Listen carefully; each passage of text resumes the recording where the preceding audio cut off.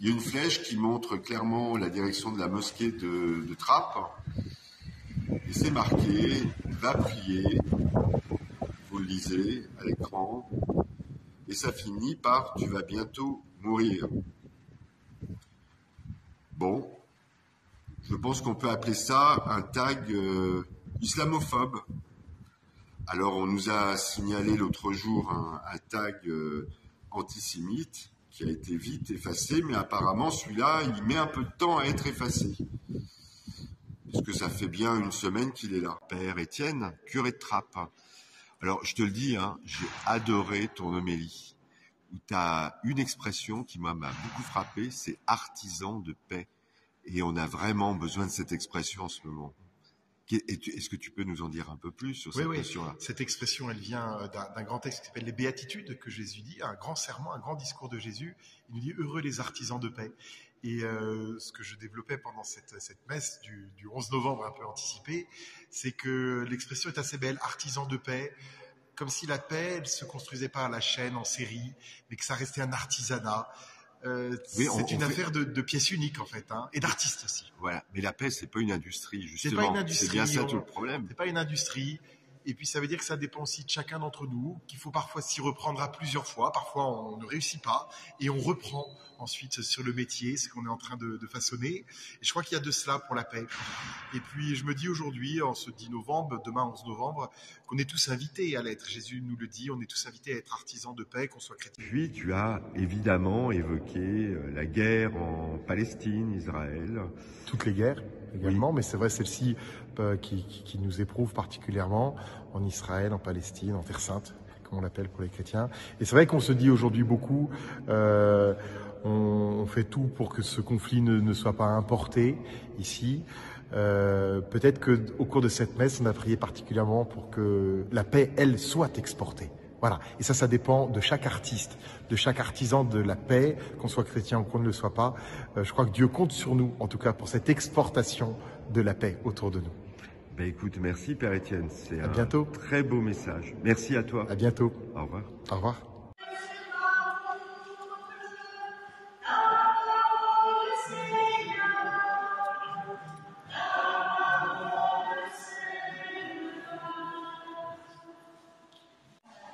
Bonjour à tous, donc merci Stéphane. Donc effectivement Cindy, je remplace Nouradine à Marmite FM. Donc tu as parlé du Microville.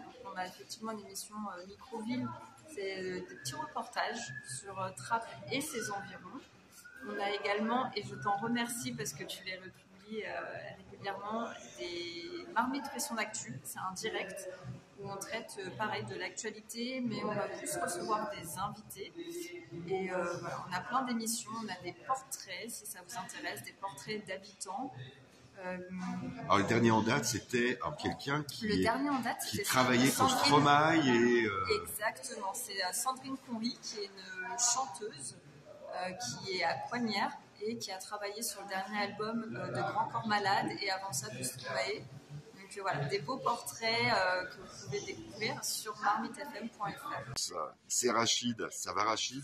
Ça va très bien, bonjour, ici Trappes, c'est un trappiste qui vous parle, un trappiste de toujours. Pom pom pom pom.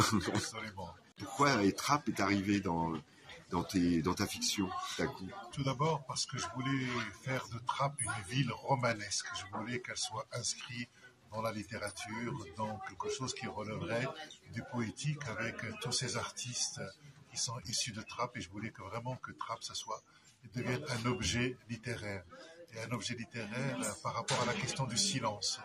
Il y a beaucoup de silence sur cette ville qui produit de très très beaux talents, ou tout simplement ces hommes et ces femmes que je vois se lever à 5h et à 6h du matin, et qui sont silencieux, qui sont invisibilisés, qui sont...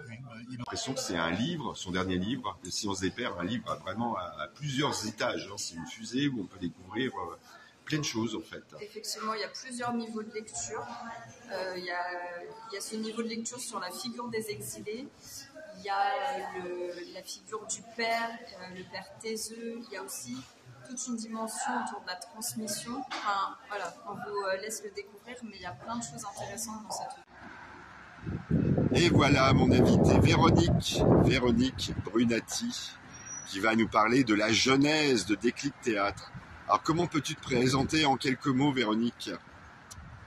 Eh bien, si je suis là pour parler de la jeunesse de Déclic Théâtre, c'est parce que j'étais là. J'étais responsable aux affaires culturelles à l'époque. À la mairie de Trappes. À la mairie de Trappes. Et donc, j'ai vécu cette naissance.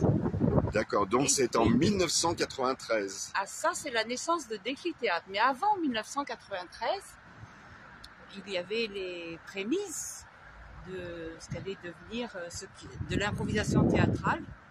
Déclic Théâtre qui, cette année, 2023, a 30 ans. Tu l'as lu, toi?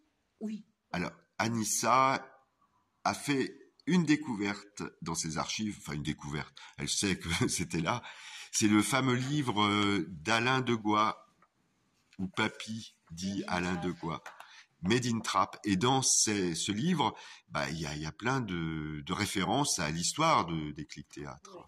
Donc tu as fait plusieurs annotations. Oui, voilà, et à consulter, donc c'est la mémoire de Trappes, mais sinon... Je crois qu'on le trouve à la médiathèque, oui, où on peut l'acheter aussi. Oui, voilà. Merci. Merci. Édition Kéro. Merci Anissa. Merci. Alors Anissa est chargée de mémoire de Trappes, service public, comme je le disais tout à l'heure. Alors on vient de retrouver un bilan d'activité de l'année 1998. La notion même de maison semble correspondre profondément à notre identité. C'est pourquoi nous aimerions créer un lieu qui serait à la fois le siège de l'association, mais également un centre de recherche sur l'improvisation et une structure de soutien et de promotion éducative de projets de création.